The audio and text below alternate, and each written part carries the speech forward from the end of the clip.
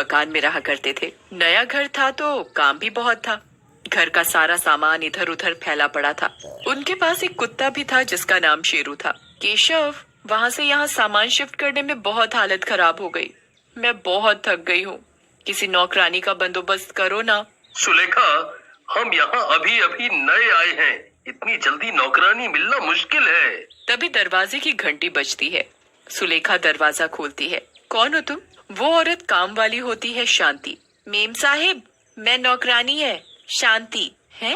नौकरानी? इतनी जल्दी? केशव, जल्दी इधर आओ। अभी हम नौकरानी की बात कर रहे थे और देखो ना, नौकरानी आ भी गई। अरे सुलेखा, अभी तो हम यहाँ नए नए आए हैं, इसे कैसे पता कि हमें नौकरानी की जरूरत है? तुम ज्यादा मत सोचो, बस मुझे नौकरानी मिल गई और क्या। मैंने आप लोगों को यहाँ आते देखा।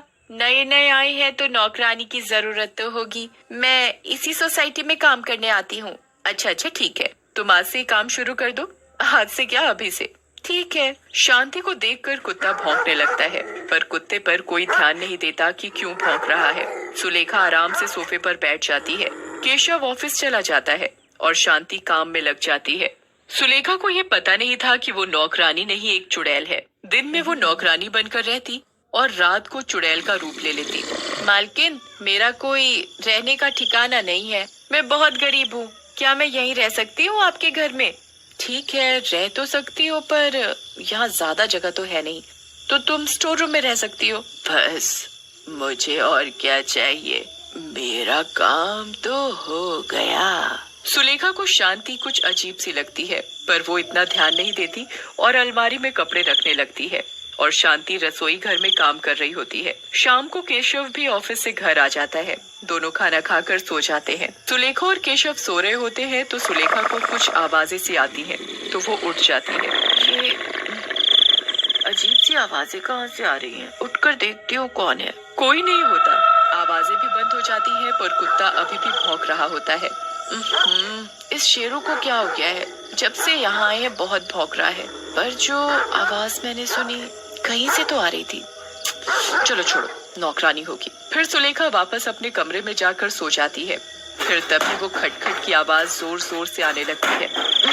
अरे हद हो गई, ये काम वाली भी ना पता नहीं इतनी रात को क्या कर रही है। सुलेखा काम वाली के कमरे में जाती है। कमरे का दरवाजा हल्का सा खुला होता है तो वो उसमें से झांक कर देखती है। वो काम वाली को देखकर बहुत डर जाती है। वो देखती है कि कामवाली ने एक चुड़ैल का रूप ले लिया है और वो चूहा पकड़कर खा रही है। सुलेखा केशव को उठाने जाती है। केशव, केशव उठो, वो नौकरानी। क्या हुआ नौकरानी को? सोने दो ना। अब इतनी रात में भी क्या नौकरानी से काम कराओगी? अरे नहीं ना, तुम सुनो तो। वो नौकरानी अपने कमरे में चूहा खा रही है। सुलेखा, तुमने कोई बुरा सपना देखा होगा। सो जाओ और मुझे भी सोने दो, सुबह ऑफिस भी जाना है। क्या पता मैंने जो देखा वो मेरा वहम हो।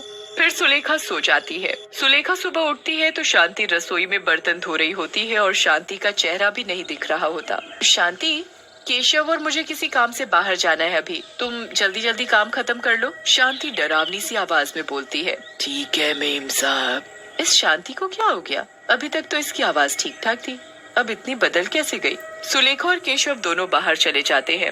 जब शाम को घर लौटते हैं तो देखते हैं कि घर का दरवाजा खुला है और शांति रसोई में उनके कुत्ते शेरू को खा रही है। ये सब देखकर सुलेखा केशव को बुलाती है। केशव, वो अब क्या हो गया? अभी तो तुम ठीक थी, अभी घर में आते ही क्या हो गया? वो शांति हमारे कुत्ते शेरू को मारकर खा रही है।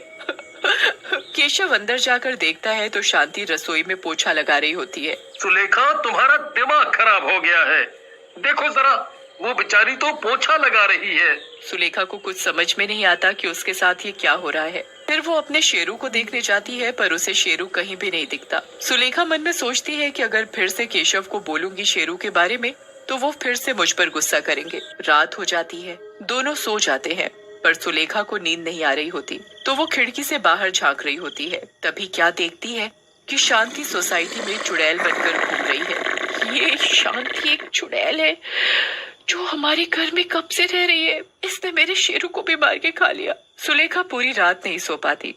सुबह होते ही केशव को सब बता देती है। बस बहुत हो गया, तुम सच में पागल हो गई हो। जाकर किसी अच्छे से डॉक्टर से इलाज कराओ अपना। शांति रसोई में काम कर रही है, वो कोई चुड़ैल बुड़ैल नहीं है। केशव फिर ऑफिस चला जाता है। ये मेरे साथ क्या हो रहा है? केशव को तो कुछ नहीं दिखता। मुझे वो शांति बार बार चुड़ैल दिखाई देती है। मुझे इस शांति पर नजर रखनी पड़ेगी। अगले दिन शांति रसोई में काम कर रही होती है तो सुलेखा केशव के लिए नाश्ता बना रही होती है और शांति पर चुपचाप नजर भी रखती है। तभी देखती है कि अरे चीनी तो खत्म है, अब केशव के लिए चाय कैसे बनाऊं? हाँ, पड़ोसी कब काम आएंगे, पड़ोसियों से थोड़ी चीनी ले आती हूँ। सुलेखा चीनी लेने पड़ोसी के घर जाती है और घंटी बजाती है। पड़ोसन दरवाजा खोलती है। हेलो, मैं आपकी पड़ोसन हूँ। मेरा नाम सुलेखा है और हम यहाँ अभी कुछ दिन पहले ही आए हैं। अच्छा, अंदर आइए ना।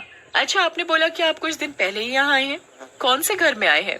वो 2 घर छोड़कर जो घर है ना, वो ही। इतना सुनते ही पड़ोसन चौंक जाती है। वो घर? क्या हुआ? आप इतनी घबराई हुई क्यों लग रही हैं? आपको पता नहीं कि वो घर तो सालों से बंद पड़ा था। उस घर में एक चुड़ैल है, वो भी एक नौकरानी चुड़ैल। क्या? कौन नौकरानी? बताओ ना सब। जो घर आपने खरीदा है वो घर 10 सालों से बंद पड़ा है। आप लोगों के आने से पहले जो लोग इस घर में रहते थे, उस घर में एक नौकरानी थी। उस नौकरानी की जो मालकिन थी, उस पर वो बहुत अत्याचार करती थी। उससे बेहिसाब काम करवाती थी। उसे बात बात पर मारती थी बहुत। खाने को भी नहीं देती थी ढंग से। बचा खुचा खाना उसे देती थी। गरीब थी वो बेचारी।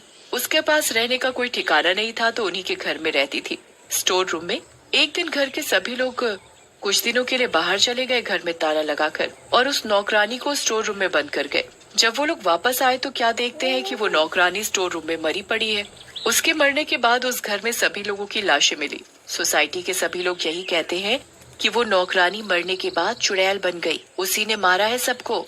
उसे यहाँ सोसाइटी में देखा भी गया है कई बार रात को। सुलेखा ये सब सुनकर बहुत डर जाती है। आप ये सब क्या बोल रही हो? अच्छा, आपने उस नौकरानी का नाम क्या बताया? उसका नाम शांति। इस नाम की नौकरानी तो मेरे घर काम करती है। मुझे अभी घर जाना चाहिए। सुलेखा जल्दी जल्दी घर पहुंचती है तो क्या देखती है कि नौकरानी चुड़ैल के रूप में है और उसने केशव की गर्दन पकड़ रखी है। केशव, केशव, शांति केशव को छोड़ दो। उन्होंने तुम्हारा क्या बिगाड़ा है जो उन्हें तुमने ऐसे पकड़ा है? मैं मार दूंगी, मैं सबको मार दूंगी। शांति, हमने तुम्हें अपने घर में आसरा दिया और तुम हमें ही चोट पहुंचा रही हो। तुम्हारा घर नहीं, ये मेरा घर है। इस घर में कोई भी आएगा मैं उसे मार दूंगी। तभी चुड़ैल केशव को सामने दीवार पर फेंक देती है। केशव दीवार से टकराकर बेहोश हो जाता है और नीचे जमीन पर गिर जाता है। केशव, ये तुम्हें क्या हो गया? उठो केशव, उठो। अब मैं तुम्हें भी मार दूंगी। तुम लोगों से काम धंधा तो होता नहीं और नौकरानी रख लेते हो, फिर उन पर अत्याचार करते हो। चुड़ैल सुलेखा के बाल पकड़ लेती है। तभी पड़ोसन आ जाती है एक तांत्रिक बाबा को लेकर। सुलेखा, तुम चिंता मत करो, देखो मैं किसे लाई हूँ। ये तांत्रिक बाबा है। चुड़ैल, छोड़ दे लड़की को। तुझे पता नहीं कि मैं कौन हूँ? और तुझे भी नहीं पता कि मैं कौन हूँ? मेरे आगे तो कुछ नहीं है। चुड़ैल सुलेखा को हवा में ऊपर फेंकती है। तभी तांत्रिक बाबा कुछ मंत्र पढ़ते हैं और सुलेखा को गिरने से बचा लेते हैं। तू नहीं मानेगी ना, तो देख अब मैं क्या करता हूँ। तांत्रिक बाबा अपने जादू से चुड़ैल को मारने की कोशिश करता है पर चुड़ैल पर किसी भी तंत्र मंत्र का असर नहीं होता। इस तांत्रिक को ये पड़ोसन ही लाई थी ना, अब तू भी नहीं बचेगी। चुड़ैल पड़ोसन के पास जाती है उसे मारने के लिए। तभी बीच में सुलेखा आ जाती है। शांति, अगर मुझसे कोई गलती हुई हो या मैंने कभी भी तुम पर कोई अत्याचार किया हो तो तुम मुझे अभी मार दो, पर किसी को कोई चोट मत पहुंचाओ। मैंने तुम्हें अपने घर में आसरा दिया, तुम पर भरोसा किया। अगर कभी भी गलत कुछ बोला हो तो अभी मार दो मुझे। सुलेखा की बातें सुनकर चुड़ैल शांत हो जाती है और बोलती है, तुम बहुत अच्छी हो मेम साहिब। हर कोई उनकी तरह नहीं होता जो लोग पहले इस घर में रहा करते थे। इतना कहकर चुड़ैल वहाँ से गायब हो जाती है।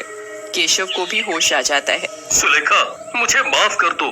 तुमने मुझे कितनी बार बताने की कोशिश की पर मैंने कभी भी तुम पर विश्वास नहीं किया।